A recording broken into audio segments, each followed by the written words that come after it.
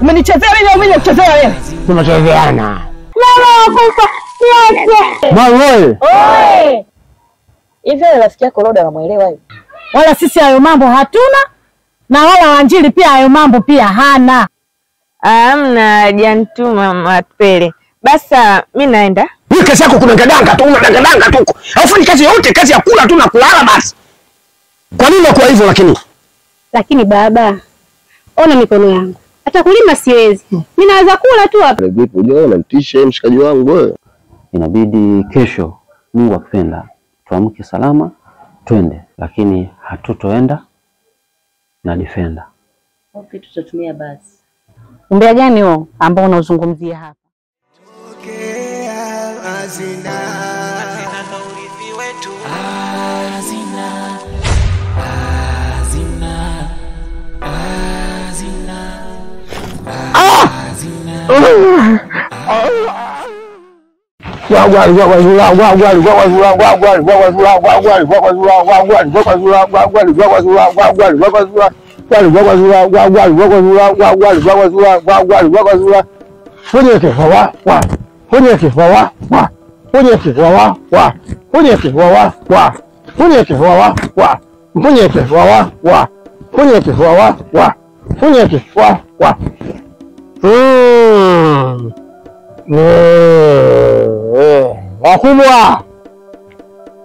Wakubwa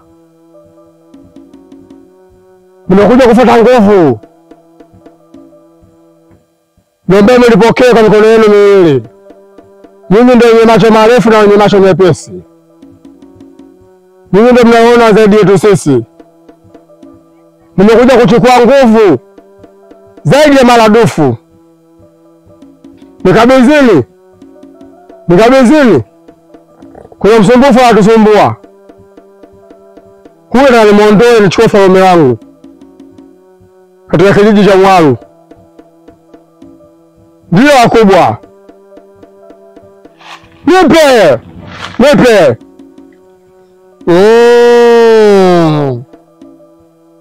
Ndio wakubwa. Nina imani na nyie. Na imani na nyinyi mwenye macho mepesi. Kile mnaona mbali zaidi. Ndio, asante.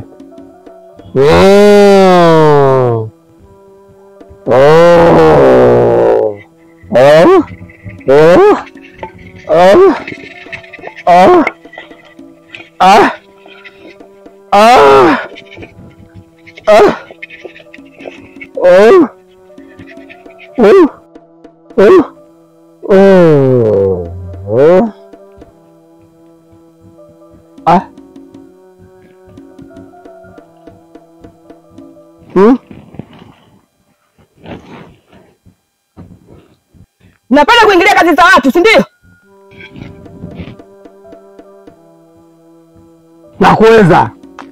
Nakuweza na nakufanya unachojisikia. Na boy ingia hapo, utoki. Masona! Hapo utoki leo. Umeingia mahala pako. Nakuja kwa wakubwa wangu.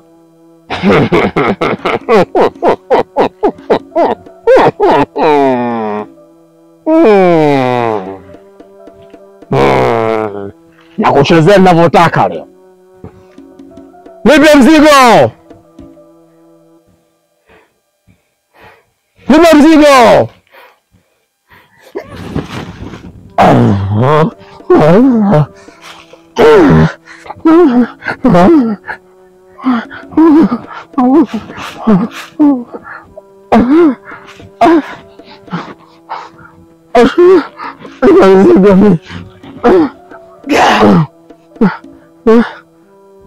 Ni saa ngapi? Nikuja muda sio? Saa moja hakuna. Nikuja saa 5 asubuhi. Sasa saa 7 mchana hapa mimi leo. Vipi hapa? Umenichezea mimi au mimi nakuchezea wewe? Tumechezeana. Sijisifu. Na nilikuahidi. Miti ilikuwa mbali. Tushachezeana sana kupiga miti. Sijakomba wewe.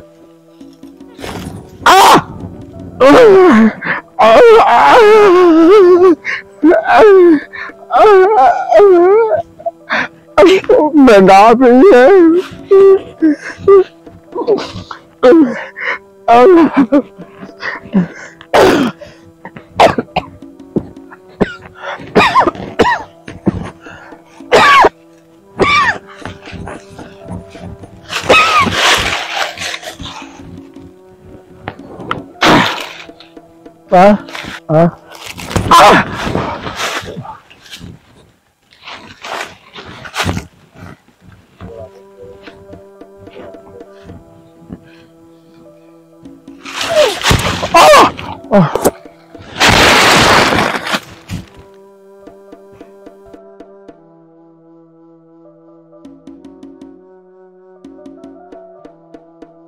Hamna kuogopa. Tusirudi nyuma. Sawa? Mimi hapa sirudi nyuma. Naenda kumchomea mule ndani. Bora tu ilife. Ana hata thamani hapa kijijini. Hai. Sawa, mimi nataka nimchomee huko ndani, sitaki atoke. Yaani nakwambia, anza basi wewe. Haina shida. Mimi nakwambia nataka afie huko ndani. Mimi naliunguzia huko naliunguzia huko. Yaani sikiza nikwambie. Wewe pita huko. Mimi nachoma kwa huku nyuma. Tukija mbele tunamalizia. Haya poa. Tuchome kabla hajaamka.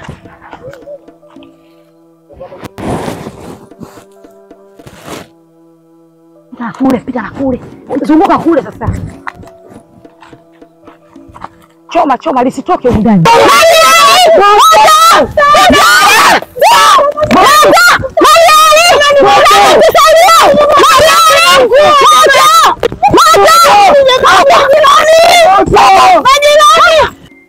Leo ulimwengu. Tuseme inafanyaje? Maisha naona magumu. Ni kama maisha mapya. Pole sana mama. Hakika ulimpenda sana mdogo wako. Ni kweli nilimpenda sana kabisa. Basi tu mdogo wangu sijajua kwa nini alikaa na hii siri.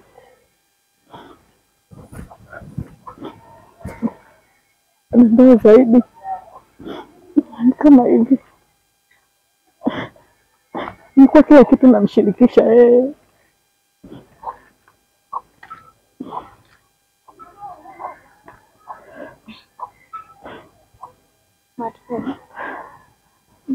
Tuka.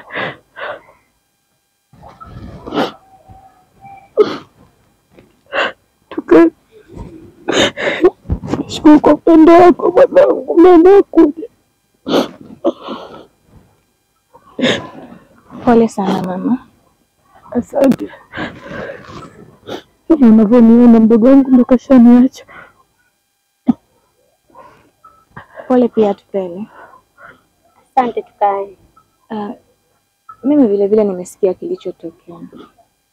Ndio maana nikaamua nije kutoa pole pia. Nadhani msiba ushapita, si ndio? Lakini kama hutojali mama Tupele, ningeomba nijue machache kutoka kwako. Unahisi ni nini chanzo ambacho kimepelekea kutokea yote haya? Ni chochote kwa kweli.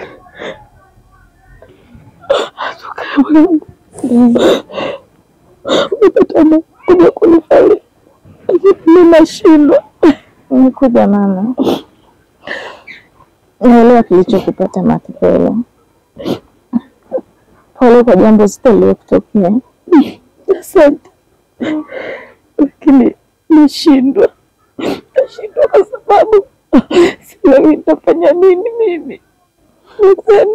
Usiseme hivyo mama Tupele. Hayo tumwachie Mungu. Sawa? Umebaki na Atupele. Anaweza akakupa nguvu tena kumwangalia mwanao. Sawa?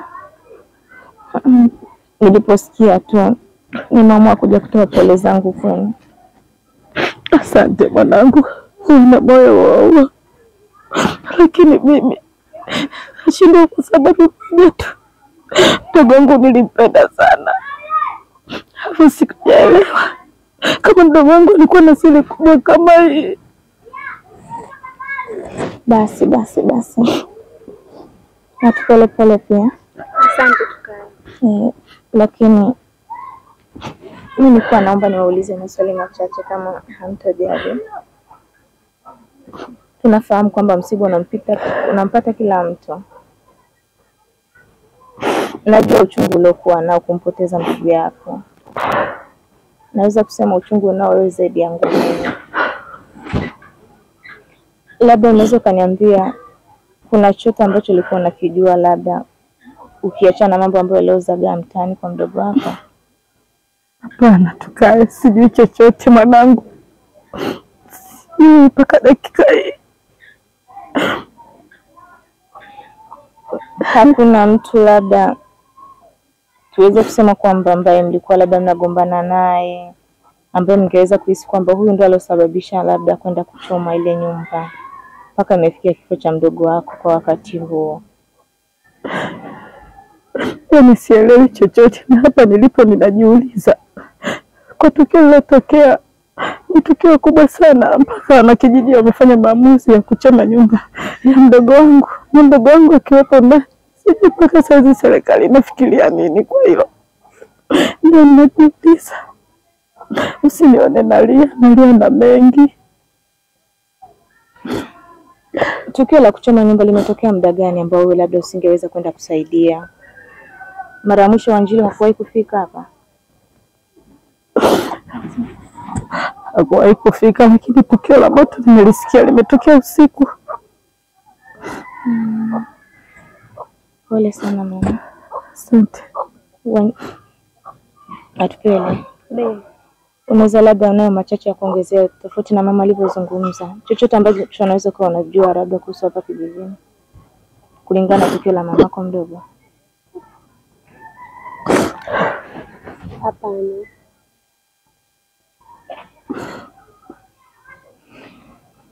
Atupele. Niseme tena pole kwa mara nyingine. Asante mwanangu. Naelewa kwamba kupata kwa zamu. Hapa shoti. Na vipi kuhusu taratibu ukoje? Sio mmoja wa marehemu. Naambia serikali imechukua mwili kutoka nao. Sio anakwenda kwa uchunguzi. Mpaka sasa sijui chochote. Kambe action. Na vipi kuhusu taratibu wa mwili wa marehemu labda? Tukae, serikali ichukue mwili kupeleka hospitali kwenda kufanya utaratibu. Kwa hiyo kwa sasa hivi sijui utaratibu wote.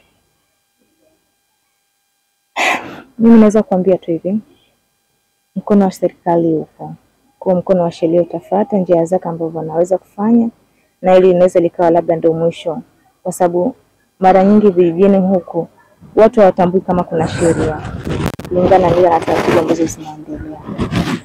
Ndio wewe limekupata, niseme kwamba kupata kwa zamu ila kulia ni kupokezana. Sawa mama Atupele? Ni kweli unayoongea. Nashukuru kwa faraja yako. Umekuwa mtoto mwema hapa kijijini. Tukae. Na niliposikia nimepata shida, umekuwa wa kwanza mwanangu kufika. Basi.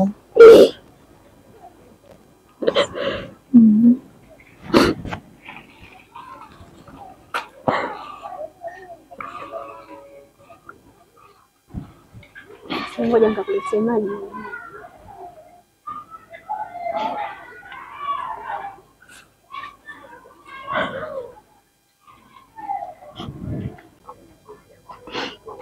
Atupele mwanangu. Abe mama.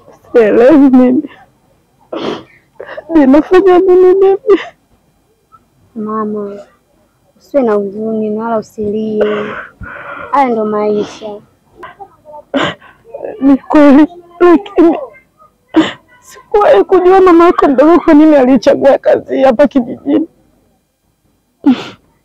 Hata angefanya kazi nyingine, lakini sio hiyo alokuwa nayo mpaka imepelekea kufa kwake. Pole sana mama, unatakiwa ujikaze. Ila mama, ni kweli mama mdogo wa Njia alikuwa na tabia za uchawi. Sababu nilishamkuta mara mbili. Mara ya kwanza nimekutana naye polini wakati natafuta kuni. Baada ya hapo nikakutana naye nyumbani. Wakati naenda kwake nikamkuta mama mdogo anafanya mambo ya ajabu pale. Hata mimi mwenyewe niliogopa. Wakati nataka nirudi nyuma akaniita. Nikazidi kuogopa. Akaniambia, ole wako, nije nisikie hivi vitu umevizungumza. Ulichokiona hapa ni siri yako. Kiukweli mama, niliogopa. Usimwambie mtu yeyote hapa kijijini. Mama, nilishindwa hata kukuambia wewe mamangu kipenzi. Kumbe mamako mdogo alikuwa ameshafikia hatua. Ndio akakupa onyo usiseme. Lakini Atupele mwanangu, ulikosea.